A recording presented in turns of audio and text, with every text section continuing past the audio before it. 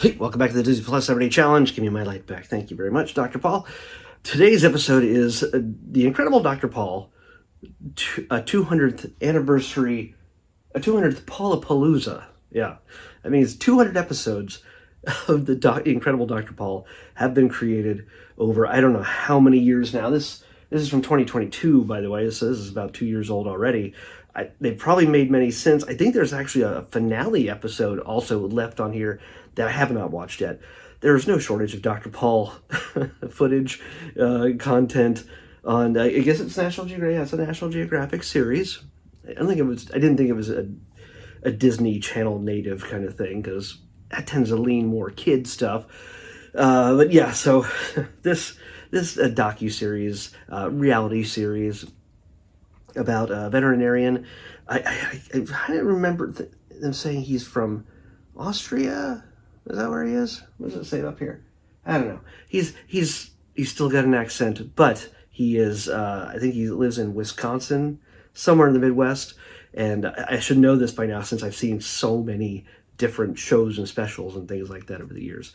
But he is irascible. He is very strong opinion about the work he does, and he's skilled. He knows what he's doing. This is a guy everybody calls on to have everything from their tiniest kitten to their biggest cow handled. And yeah, kittens to cows. And there's a lot of cows in this. He's a veterinarian, animal medicine doctor kind of thing, and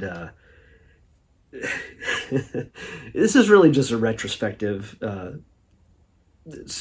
episode. It's kind of a special. It's an hour and 28 minutes long. Yeah, it's like a movie that covers I don't know how many seasons. 20. It's a lot. 14, 15, 18. It's a lot of seasons. And oh, dear God, do you like seeing a grown man shirtless ram his entire arm into the back end of an animal like a cow? This is the episode for you, because it doesn't happen just once. It happens repeatedly. It's like as if there was, I think there might even be just like a whole section. I kind of looked away for a while, then I looked back up and it's still happening, but I think it's a different cow. It's like a non-stop just jam band, fist in. It's, yeah. There's, even early on in the episode, there's like a prolapsed pig situation. Yeah. Bright red out the back. Don't need a fist for that, but there's still a lot of butt situations. Between Jan, his name, and Diane, his wife, and his son Charles, you get to see the dynamic between all of them and their customers and their people that work for them, and their crew, and also the people in the neighborhood, that run farms and things like that often have animals in need. You get a lot of compilations. You get a lot of just sort of look back kind of situation. Even their granddaughter, teeny tiny little granddaughter, comes into play and has a few things to say. She's adorable, but yeah, it's a quite the gathering of moments over the years, over the many years that this show has been going on. So much longer than I thought it would. But if you do like to see momentary clips, montages of animals in distress that only a shirtless older man with a plastic glove that goes up to his shoulder can handle, well, this is the show for you. Yeah. There's all sorts of situations where they're trying to wrangle animals, horses jumping fences, cats skittering out of cars, dogs just taking off. It's all sorts of just mayhem. There's, of course, things that again have to do with the family. There's an episode that takes place around Halloween, and Dad dresses as Doc Brown and his son dresses as Marty. Yeah. It gives you an idea of their personality and how things have changed over the years and how things have really also not changed that much.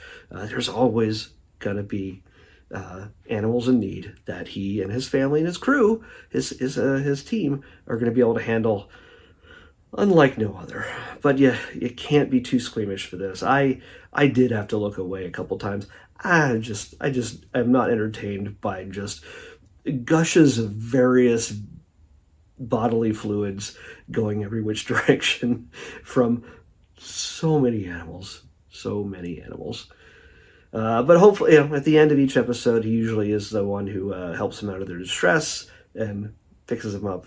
And no better example can there be than this episode that shows us everything you need to know about it. There's not much more I can say. Either you're a real big fan of this veterinary medicine type of reality show, especially him, and his unique attitude towards handling some people. He doesn't take a whole lot of BS from people.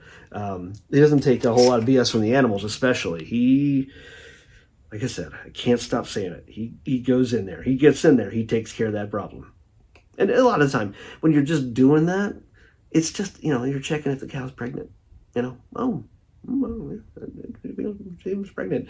Yeah, and then you just get a plastic glove covered in gloop. Not a fan of that. Just not a fan. It's just, I know it's nature, it's natural, it's the way it is.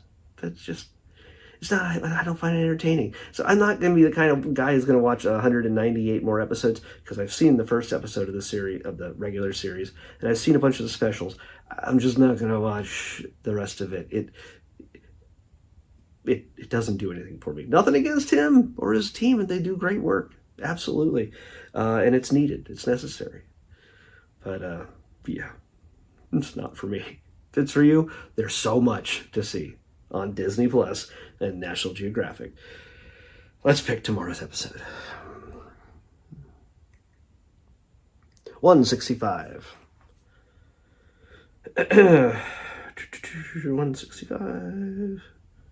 What do we got here? Oh, okay, it's a series. You know what we have the least of out of all the things we have on my list, remaining on my list? Well, the biggest thing we have more documentaries and reality shows than anything else. They're just constantly being added. Even as I burn through 3 in a row, like I just did, I think.